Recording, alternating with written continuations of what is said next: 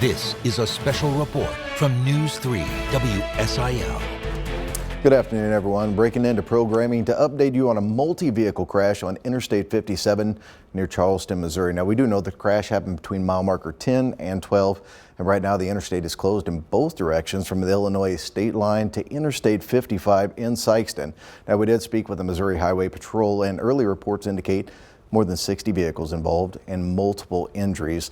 Now, they expect the interstate to stay closed for most of the day while crews attend to those injured and clean up. It's going to be a while. We have a crew on scene right now. We're going to check in with News 3's Madeline Parker, who's giving us an up-close look at that crash. Madeline.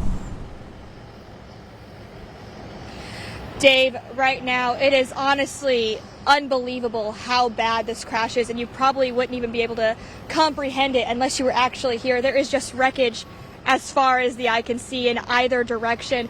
There are semi-trucks you don't even recognize anymore because they've just been completely destroyed from all angles. We've been here for quite a bit of time now, and we can just see that crews are trying to get trucks out of the way, but it's still taking so much time. There are so many emergency responders here, from ambulances, police officers, fire departments, and they're trying to get people out of the way. A lot of semi-truck drivers we've spoken to today say that they have been here for quite a few hours, and they're just trying and waiting for that update about when they can get out of here, but not much has moved since we've been here. Right now, it looks like there's just a lot of activity of people trying to get people out of the way and trying to get them back on their journeys. We actually spoke to a man who's actually from Marion who's here right now, and he's been waiting for hours. And when I asked him what it was like being in that crash, he told me that the worst part was just the sounds, hearing everything going off, crash, crash, crash, over and over again. But he just really is glad that he's very safe right now. But we're still waiting for updates about when this crash and it will be cleared out and how long it's going to take for traffic to get back to normal. And Madeline, I know that you've been down there for a little while now, but it took quite some time to get down there this morning. We've been talking about the alternate routes all morning long. Can you tell us what the alternate routes look like right now? Are they backed up?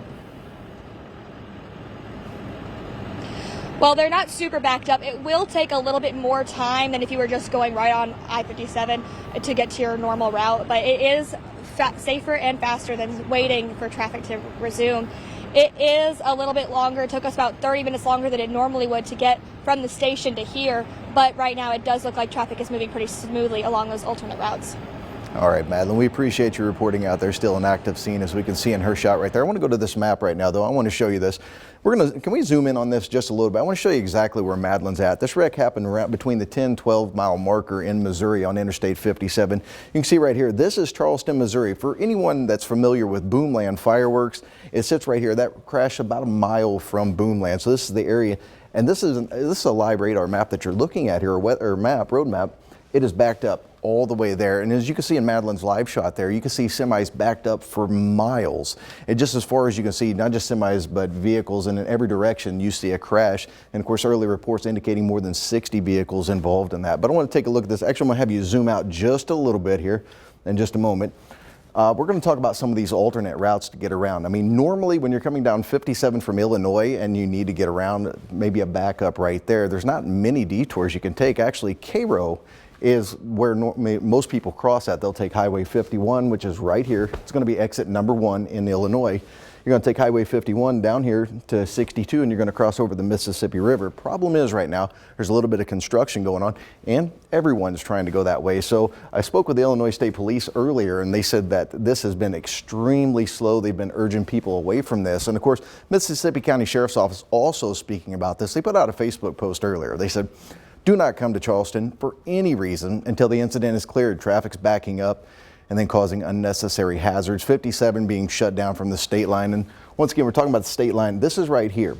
Highway 3 runs along the river. If you are down in this area, you know somebody that's sitting in this backup down there, tell them, take Highway 3 and then head back towards to Cape Girardeau area.